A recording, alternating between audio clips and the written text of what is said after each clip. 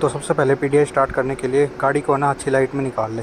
But Tata वालों ने हमारे निकालने के लिए मना कर दिया। इन्होंने कहा पार्किंग नहीं है। तो पीडीआई देखने ही मैंने को स्क्रैचेस दिख गए बोनेट पे। यही फ़ायदा होता है भाई पीडीआई करने का, पहले ही पता लग जाता है कहाँ स्क्रैचेस है।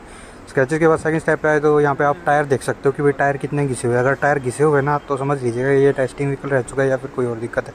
इसमें वो दिक्कत नहीं थी, इसमें टायर बिल्कुल भी घिसे हुए नहीं थे।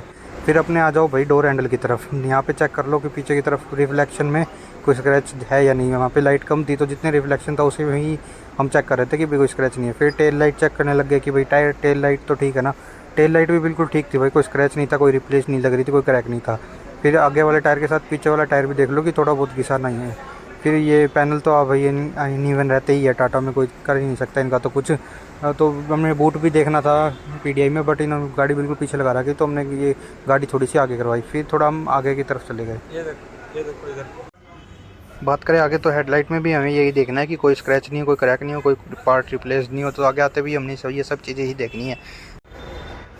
फिर हमने गाड़ी आगे करवा के बूट खुलवा लिया। बूट ये हमने साइड में देखना स्टार्ट कर दिया कि कोई रबर की फिटिंग ख़राब नहीं है, कोई या फिर कोई क्रैक नहीं है, कोई कुछ नहीं है।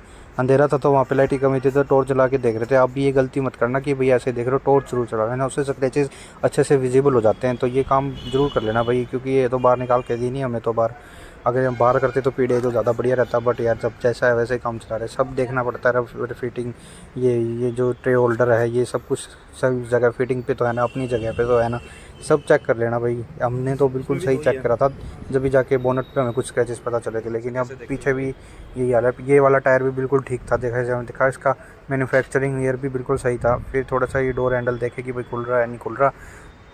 तो इन्होंने इस साइड दीवार के इतनी पास लगा रखी थी कि इस तरफ जाया नहीं जा रहा था।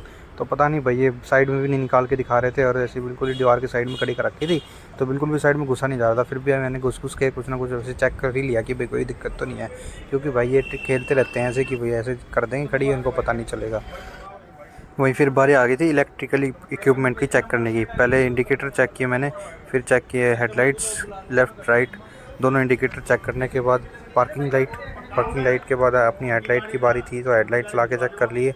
उसके बाद बारी आई दोनों चीज़ों को साथ चला के देखने की, तो दोनों चीज़ों को साथ चला के देख लिए भाई। अपने ये चीज़ें बहुत ज़रूरी हो जाती है इलेक्ट्रिकल इक्विपमेंट, क्योंकि अगर ये फॉल्ट है ना तो भाई वो टाइम लग जाता है इनको ठीक करने में। तो अपने पहले ही देख के चलो कि भाई ये सब चीज़ें सही चल रही है। अपने एक आगे बंदा साथ रखो और आगे खड़ा कर दो और उसको पूछते रहो कि भाई सब चल रहा है। यहाँ पे मैंने फॉग लैंप भी जा के देख ली कि भाई सब ठीक है या नहीं। फॉग लैंप भी बिल्कुल सब सही चल रहा था, कोई दिक्कत नहीं थी भाई। इलेक्ट्रिकल इक्विपमेंट तो ध्यान रखना पीडीआई में ज़रूरी है। तो जाओ कभी भी वो ज़रूर चेक करना, भूल मत जाना, लोग भूल जाते हैं चीज़ें चेक करना। तो अपने इलेक्ट्रिकल इक्विपमेंट पे ध्यान देना ही। तो भाई बाहर की पीडीआई तो अपनी हो गई थी कंप्लीट। अब आ गई थी बारी अंदर की चेक करने की, क्योंकि अंदर के इक्विपमेंट भी उतनी ज़रूरी है। सबसे पहले तो अपने जो ये मिरर्स का अप डाउन वाला है ये चेक कर ले भाई चारों विंडो का कि भाई ये सही चल रहा है या नहीं चल रहा है, इसकी मोटर बिल्कुल सही काम कर रही है या नहीं कर रही, कोई आवाज़ तो नहीं आ रही इनको अप डाउन करते हुए, या कोई दिक्कत तो नहीं आ रही, सब चेक कर लेना भाई। फिर बारी आती है ये जो साइड मिरर है, ये तो इसके अंदर इलेक्ट्रिकल फोल्डिंग तो थे ही नहीं, तो इसको चेक करने को फ़ायदा नहीं, लेकिन एडजस्टेबल थे। तो इनके जो मिरर था ये एडजस्ट हो रहा था या नहीं हो रहा, सही हो रहा था या नहीं हो रहा, वो चेक कर लेना भाई। यहाँ पे चारों तरफ घुमा के देख लेना बटन को कि भाई जो अंदर वाला एडजस्टेबल मिरर है ऊपर नीचे हो रहा है। फिर बारी आई म्यूज़िक सिस्टम की। इसको चेक कर लेना कि भाई इसके वॉल्यूम के बटन अंदर स्क्रीन वाले और जो स्टीयरिंग कंट्रोल्स है वो बिल्कुल सही तरीके से काम कर रहे हैं या नहीं कर रहे। ये ज़रूर चेक कर लेना, क्योंकि ये हो सकता है ये सबसे ज़्यादा बोलते हैं लोग भाई पीडीआई में चेक करना कि म्यूज़िक सिस्टम के अंदर के जो ये बटन है ये काम कैसे कर रहे हैं, सही कर रहे हैं या नहीं कर रहे। ये ज़रूर चेक कर लेना। और मीटर भी चेक कर लेना कि मीटर में कितने किलोमीटर चली हुई है और मीटर में इंडिकेटर की इंडिकेशन सही है या नहीं, ये चेक कर लेना भाई मीटर में।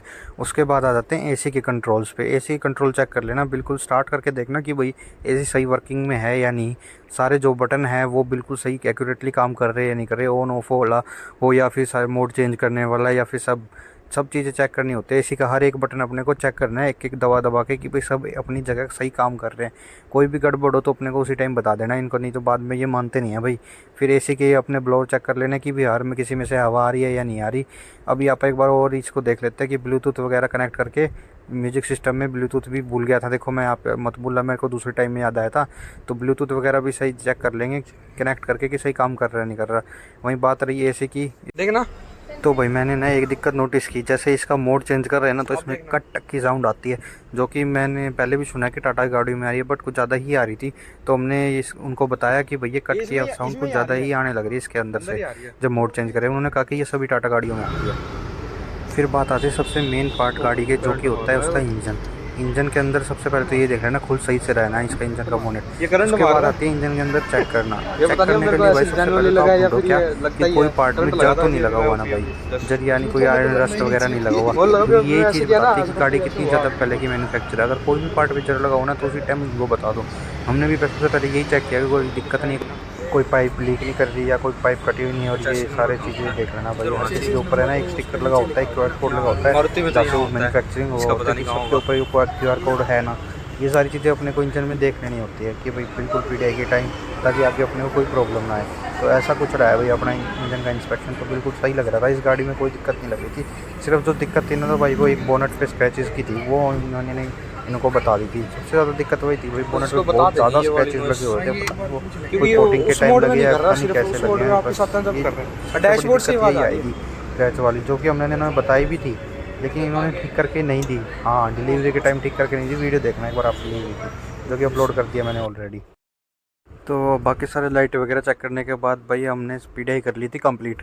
तो आपको भी अगर PDI करने हो तो ये चीज़ें ध्यान रखिएगा, और वीडियो पसंद आई तो लाइक शेयर सब्सक्राइब करना तो भूलना ही मत।